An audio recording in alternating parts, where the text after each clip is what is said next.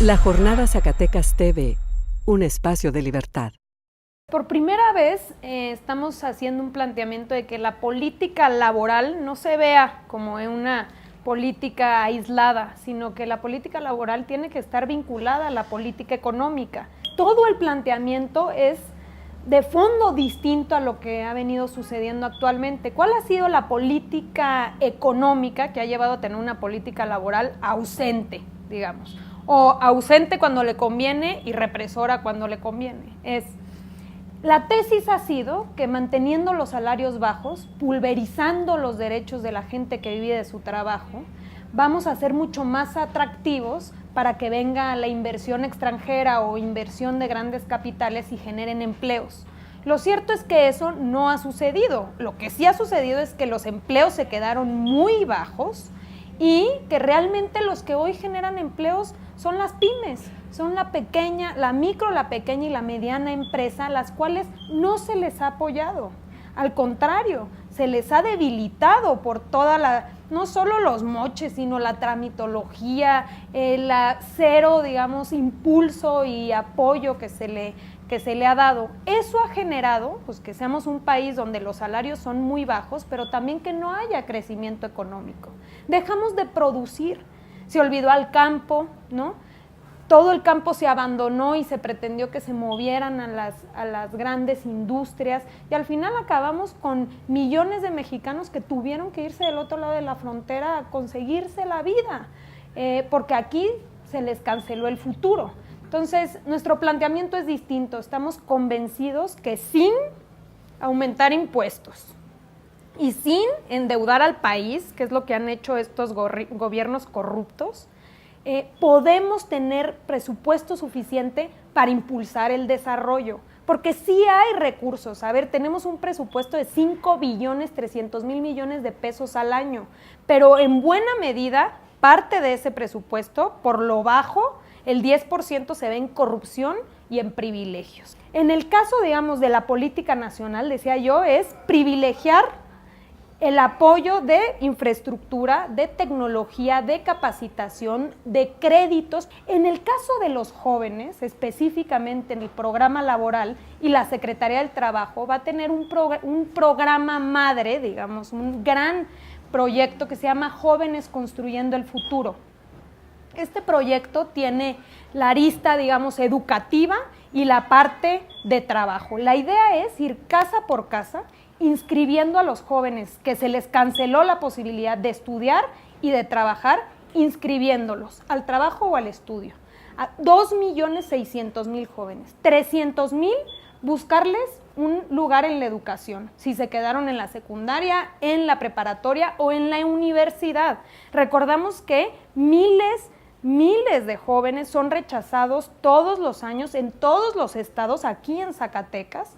Entonces, la idea es que ningún joven se quede sin estudiar. Y a 2.300.000 jóvenes los vamos a vincular con empresas, con micronegocios, con pequeños empresarios, medianos, grandes. Va a costar 108.000 millones de pesos. Vamos a de tajo empezar con un gobierno austero, como lo hizo Andrés Manuel cuando fue jefe de gobierno. Es muy buen ejemplo porque bajó los salarios de la alta burocracia, subió los salarios de los servidores públicos de abajo y de en medio, pero sobre todo fue muy austero en el gasto del gobierno.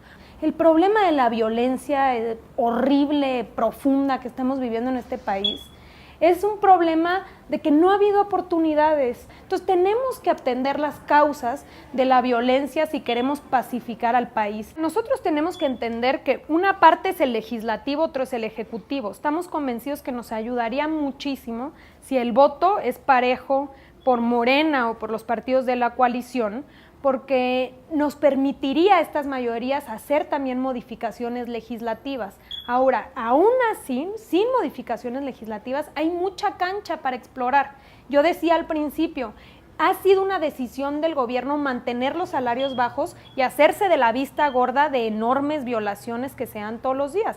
El claro ejemplo es la subcontratación. Hay muchísimas empresas de subcontratación que abusan de la subcontratación, que no la utilizan como una herramienta en un mundo globalizado donde de repente pues tienes que ocuparla, por ejemplo, cuando necesitas algún trabajo especializado. No, aquí lo hacen para abaratar costos, para evadir obligaciones fiscales, para no repartir utilidades. Entonces, lo cierto es que hay una enorme simulación en el mundo del trabajo y que el planteamiento nuestro es caminar por las dos vías, por el cumplimiento, nadie por encima de la ley, pero también entendiendo que necesitamos fortalecer el mercado interno y que el presupuesto público, a través de la infraestructura y de facilidades, tiene que ayudar a fortalecer las empresas.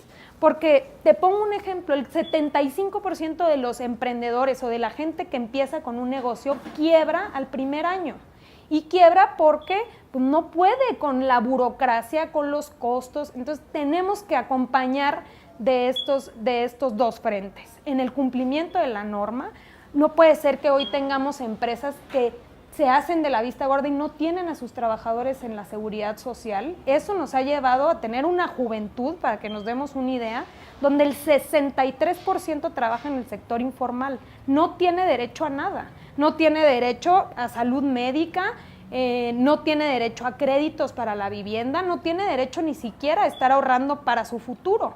¿Qué implicaría eso si seguimos por el mismo camino? Pues tener una generación que, llegada a la vejez, va a vivir en la pobreza. Hay dos, digamos, vertientes que atender. Uno tiene que ver con que esta desigualdad, esta brecha que existe entre hombres y mujeres en el mercado laboral. Entonces, también el gobierno tiene la enorme posibilidad de atender estos casos. Por ejemplo, ¿qué estamos planteando? Que haya profesionalización de estas tareas y que no por el hecho de estar inscrito en el Seguro Social puedas acceder a guarderías, a centros de atención de enfermos y de personas mayores, adultas.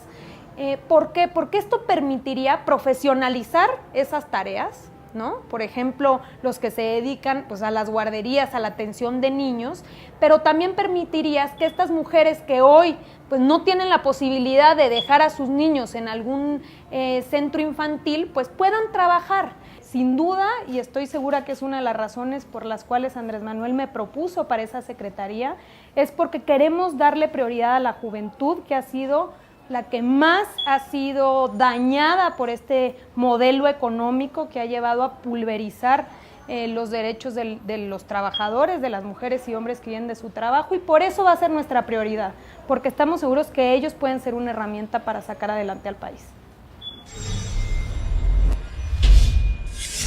La Jornada Zacatecas TV, un espacio de libertad.